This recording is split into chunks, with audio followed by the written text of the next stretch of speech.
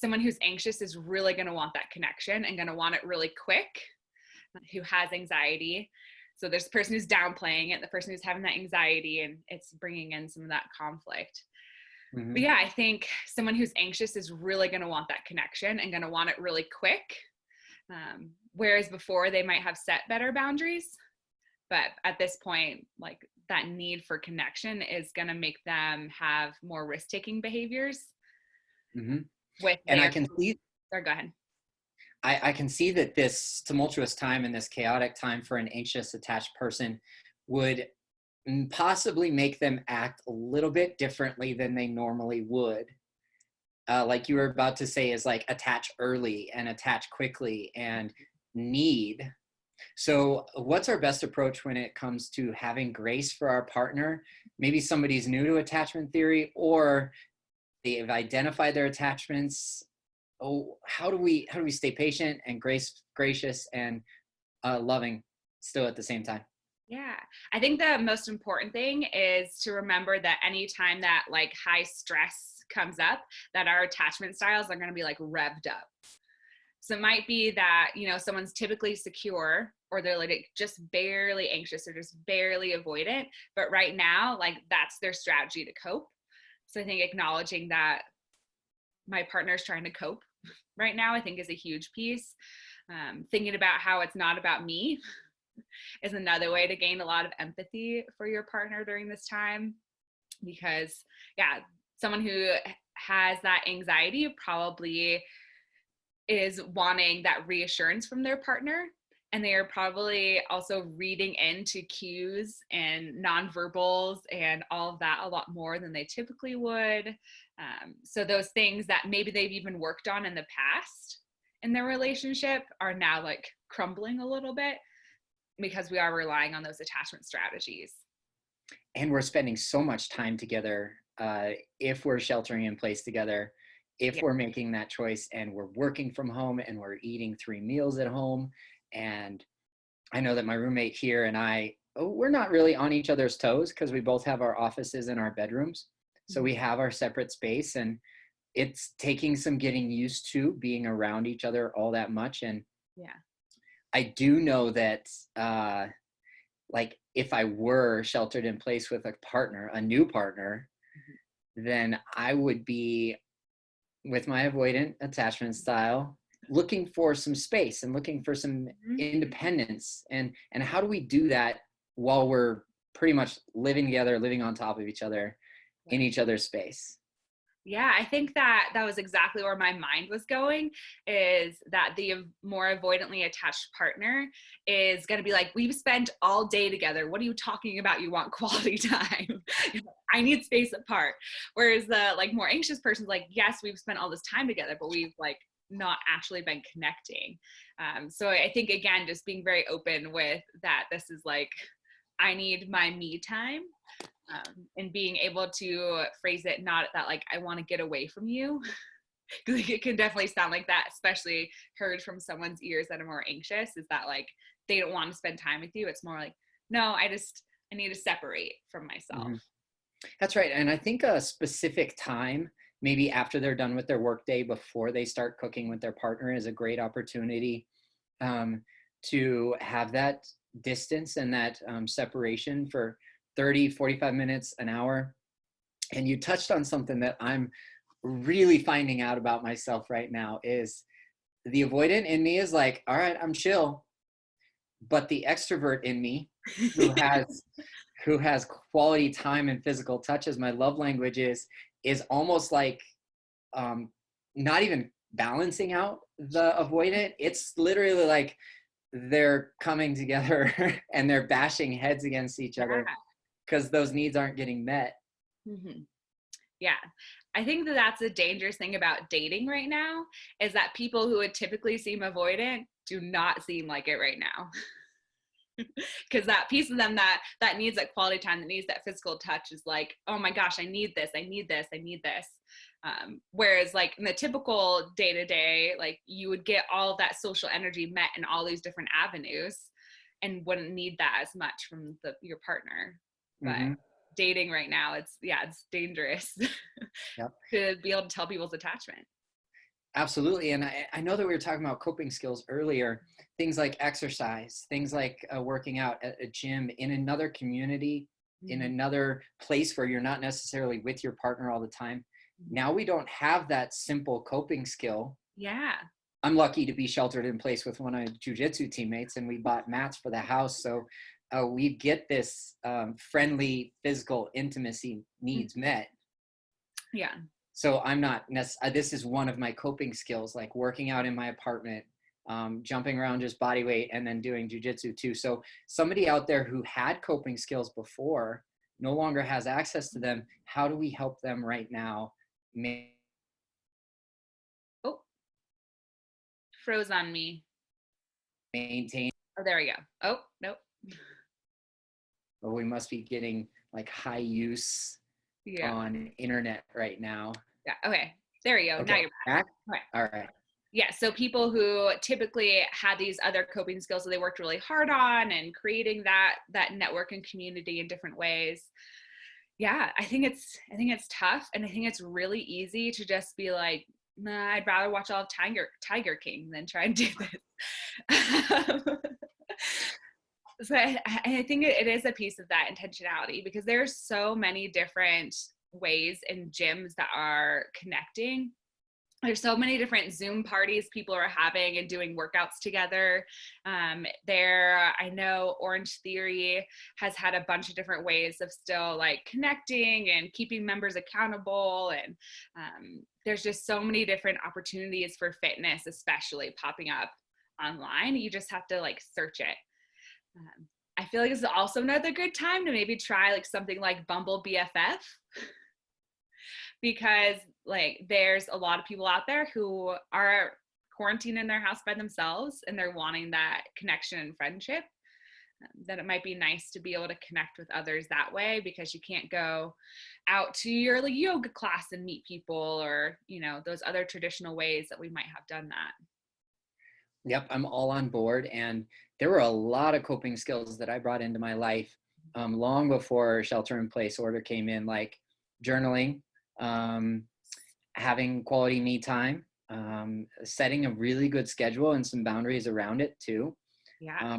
My schedule has actually improved now that I'm building my fitness community online with those opportunities of um, workout anywhere, anytime you want with our mobile friendly workout programs.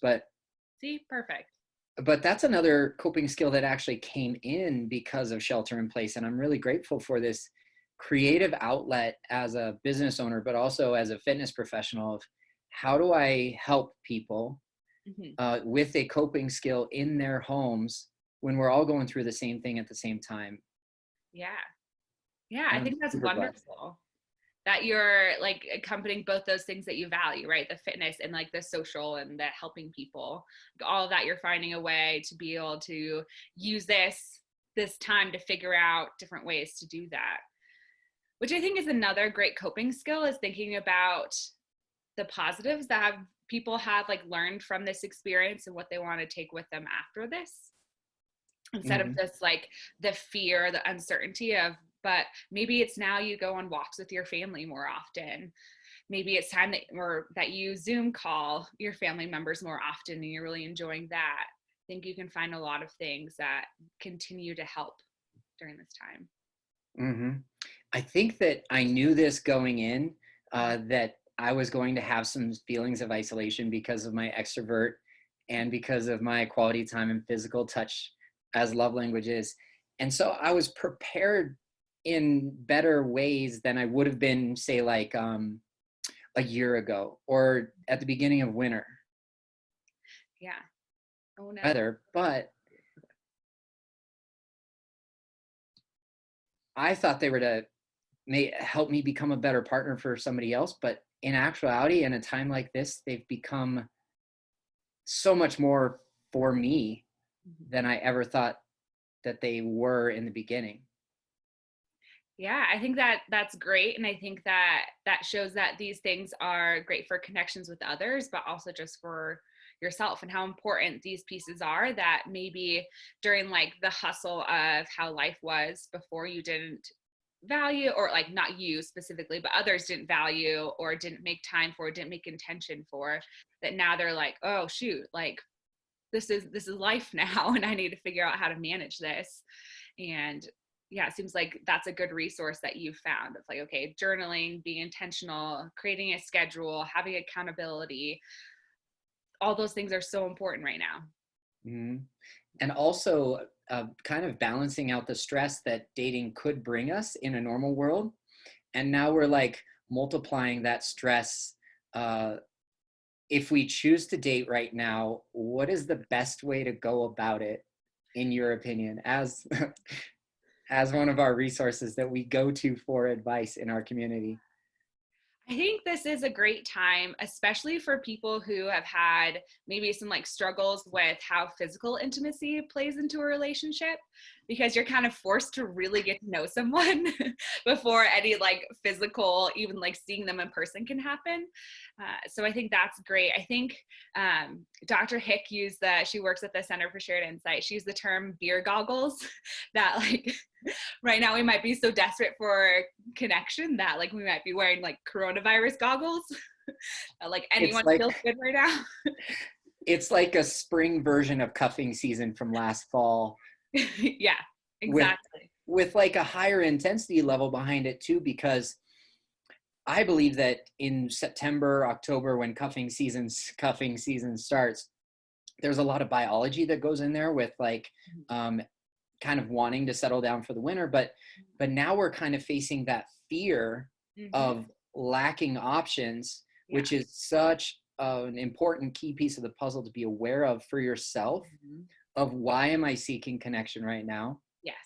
Is it lack of options? Is it my attachment style? Is it my past trauma? Is we could ask ourselves 35 questions just on this one topic. Yeah. I am so nervous for when this all ends, of how many people who maybe did have more anxious attachment style or more secure attachment style are going to get like left in the dust after developing this really like strong connection with someone. Oh.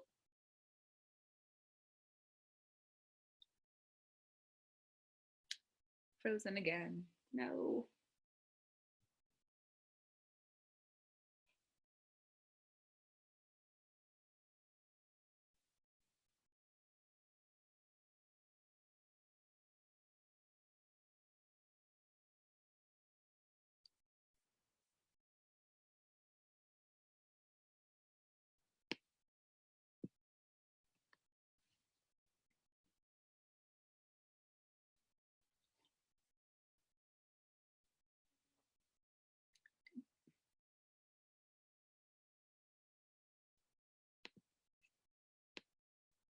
More anxious and more secure and just wanting that connection, that all of a sudden all these relationships are going to end, that these people are, it's going to feel like spring break for the world, and they're all just going to like you can wear shorts and dresses and go to bars and restaurants. It's just going to be I get it. So we don't have our you were talking about beer goggles, and I think of it as like the opposite of rose-colored glasses. It's almost like we're kind of navigating these muddy waters of like, is this real right now?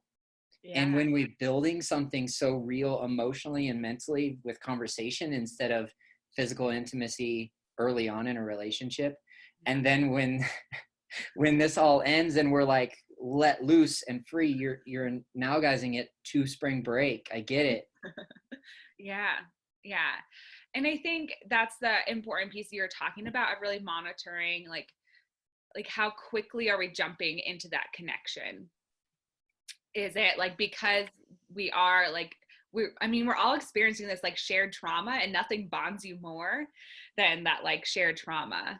And then that there's an experiment that you've probably heard of, where they had a Confederate asking questions after someone's walked across a high bridge versus like when they've just like walked across the street, that when we have more adrenaline, we view people as more attractive. So the Confederate who was asking questions was much more attractive in the high bridge scenario.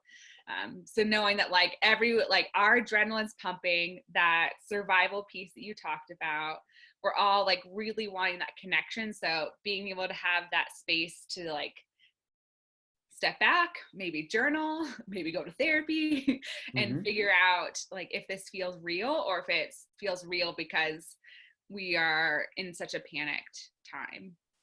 Mm-hmm. And I definitely reflect on those emotions when they come up. I definitely ask myself questions like every day. Okay, why was this my choice at that time? Why did I start to feel X, Y, and Z? And I'm having a lot of gratitude for this time because such specific things are coming up in my world, like business. Okay, am I fearful around business? Am I making decisions for my business because of fear-based or scarcity mindset? And then I have to ask myself, what's going on? Yeah. And then switch that mindset. And the same thing occurs in my personal relationships too, of like even best friends we've had for years, we still can't connect with at the park or take our dogs for a walk or connect intimately like that with our friends. So those things are coming up. And now things are coming up for me personally because I wasn't necessarily dating before shelter in place orders came down, but I wasn't opposed to starting conversations. Yeah. And now I'm kind of opposed to even starting conversations because I know my needs aren't getting met through physical touch and quality time. And so it's almost like everything feels like a long distance relationship right now. Yeah. And it's one thing, you know, when an in-person relationship turns into a long distance relationship, right? But there's something that is just, it's tangible of when you're in the actual like same place and room with someone that you just can't get. There's like this feeling and like chemistry and biology and like mirror neuron type things that I feel like through a computer you're not getting. And it's so hard to feel that closeness with someone.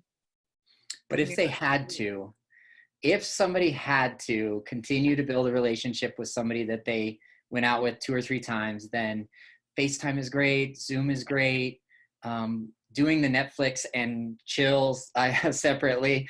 What did you call it? House party? Yeah, it's another app. I mean, and these are all things that like clients have told me about or friends have told me about. I'm sure there's like a ton of other ones out there too, but they all work really well, and so you can connect with others. So again, you never want to lean on that other side where now it feels, well, you have all the time in the world to text people and call people and all of that. So really creating those same boundaries you would have with in-person dating. So if you go on like a Zoom date, okay, pretend like that's a real date. You probably don't want to do 5 of those in the week. With the same person or with different people? With the same person. Well, I mean, let's talk about it. We're getting real now that it's now that we have the time. Yeah. Well, and I think that too, if you have the time and you're really wanting that connection, you probably could fall into the trap of trying to date all these different people just to get that like need met. And it could make it so you're really not dating any of them. You're just having all of these like virtual people to talk with. Mm-hmm. Almost like they're gonna stay superficial because we can't choose one thing. It's like the paradox of choice. Yeah. And I heard this really good analogy the other day because I've got the time, so I'm looking into more things that are coming up for me. And this person said, it's almost like you're watching 5 movies at the same time on, say, like 5 different TV screens of a sports bar. Yeah. Can you totally focus on the Cowboys and Philly Eagles game because you're watching the Packers and Bears over here too? Yeah. You know, like our attention is still divided, whether it's a Zoom or a FaceTime or just a text conversation between 5 or 6 different people. Yeah. Yeah. Even if it does take less energy than it would typically, like you're still doing that same thing. Kind of diluting your energy that you're investing into one thing. It's like people who work 2 or 3 jobs and then try and throw a relationship on top of that. Yeah. Yeah. Well, and that's what I feel like I always tell people to like try something different. So if you're someone who like typically like starts dating someone and then like completely cuts off all other opportunities and is totally invested in that one person, and that keeps failing for you and not working, then yeah, like try dating multiple people at the same time so that you can have more of that, like be able to like judge, like, do I like this person or did I just like choose to like this person? Or if you're typically someone who dates like a ton of people or like 3 or 4 people at a time and feel like that, like it's diluted and you're not really giving attention and that's not working for you, then try something different. Mm-hmm. Yeah. Now, eventually we're going to have to make a choice.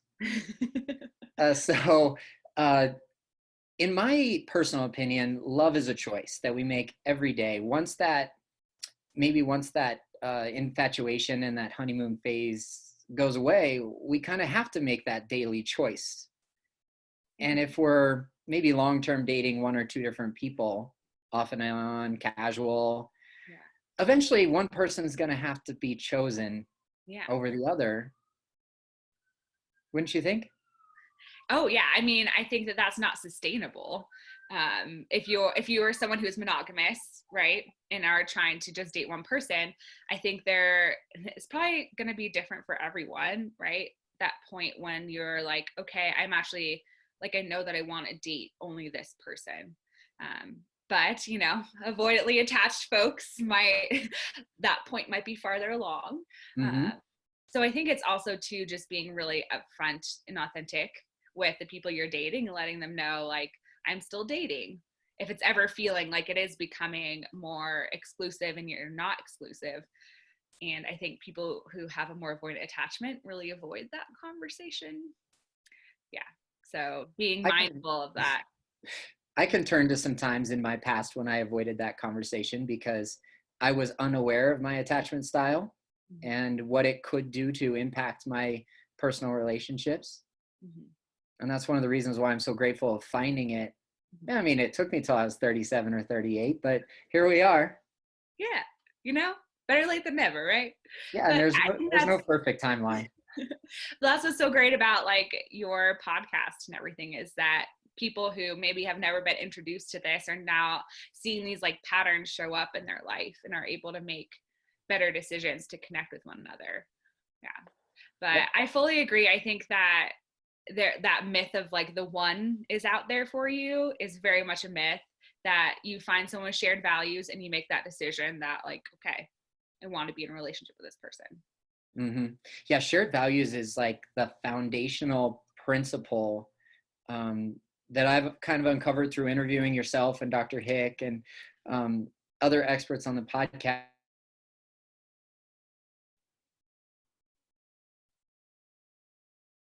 Thank you. Start the podcast is to uncover what was going on through repeated patterns in my life, and seeking out experts like yourself was the best way for me to go about doing that. Your But what were we Enneagram talking about? coming out. What's that? Your what Enneagram, right? Type. My Enneagram. Yeah. Yes, intensely diving into a purpose or a passion with Mack truck like tendencies. Yep. This Sounds about right.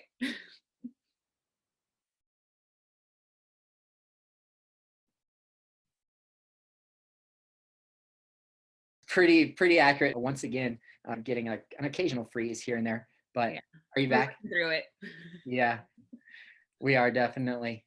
So what are some big takeaways that you want people tuning into this Facebook Live and this episode to take away? What do you want them to know? I think just being really intentional with dating, because that's never not my message. But recognizing that your attachment stuff is going to be hyped up. So having empathy for the people around you and yourself, that maybe some of that anxiety or minimizing that you're doing has to do with the times we're in and maybe not how you're feeling.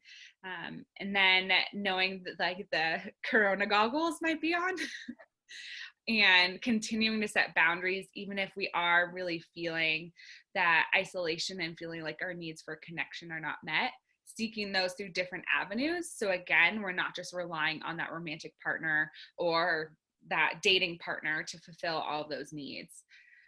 Being really intentional, joining a book club, trying Bumble BFF, FaceTime, Zooming, different relatives or people that you haven't like connected with in a while, and making sure that, you're still reaching out and feeling that social love from all different areas. I love those recommendations. And I've joined a brand new men's group, which has been super fantastic for me. I left a men's group in December, January, and I've been looking for a new community of men that were closely like-minded to myself. And I found a good one of a fellow podcast host that I love. And Nice. We've been breaking off into small groups. Does the Center for Shared Insight run a Zoom group call like for a specific person or type of person? So we have right now, our divorce recovery group is still up and running. And that's really important, especially people going through divorce right now, that that you're used to being with a partner regularly, and now you're not only not with them, but stuck by yourself. I think that's huge to be able to connect. And it's for women, so to be able to connect with other women going through that. And we do have a trauma group too. So if you've experienced, for women, any relational traumas, this could be a great time to start reaching out and figuring out you have the time maybe now to try these things. And group can be a less expensive way to do therapy also. So if you're wanting to reach out and still feel connected, those are definitely groups to ask more questions about. I would be happy to send people to both of those, definitely. And we've had a support group going on too. We do a community group call via Zoom on Tuesday nights where we dive into authenticity through the Enneagram, but we also address what we're going through as a shared experience right now. And this is a fantastic way that I've helped to get my needs met. Through understanding that I'm not alone and that there is a sense of future. Yes. Yeah. That's great. I think, finding those different ways, and it seems like you have different little pockets of community and different ways and ideas for people to stay connected. Definitely. So if you guys are looking for a resource that Dr. Woolford and the team at the Center of Shared Insight, head on over to either their Facebook page. I tagged it in the first part of this live episode, or their website. Dr. Woolford, can you give us those details really quick before we jump off?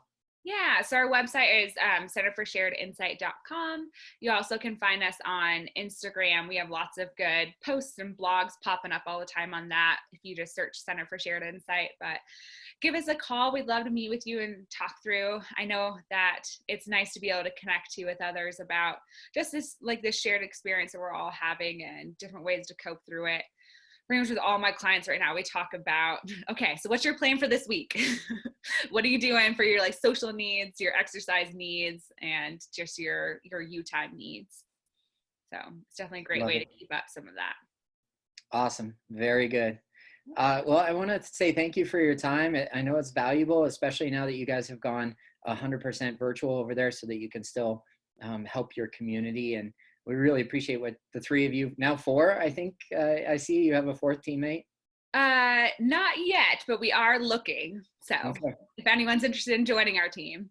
Right. And head on over to the Instagram handle, because Dr. Woolford puts up like a weekly dating Instagram TV that I've been enjoying watching, and can't thank you enough for coming on and sharing your insight. Of course. Thank you for having me. My pleasure.